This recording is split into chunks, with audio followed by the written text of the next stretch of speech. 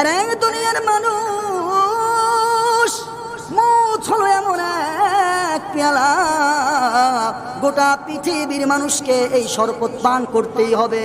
মৌতু গাসিন কুল্লু নাসিন শারেবু, মৌত এমন একটা পেয়ালার নাম, সেই পেয়ালা সকলকেই পান করতে হবে। কবর বাইতিন কুল্লু নাসিন দাখিলু, আর কবর হলো এমন একটা বিছানা, যেই বিছানায় তামাম পৃথিবীর সমস্ত মানুষকেই শুইতে হবে। 100 তলার মালিকও যদি তিনি হয়, গোটা পৃথিবীর বাদশাহ যদি তিনি হয়, ওই মানুষটাকেও ওই কবরের মাটিতে শুইতে হবে। গাছতলার মানুষটাও যদি হয়, ওই মানুষটাকেও ওই কবরের মাটিতে শুইতে হবে।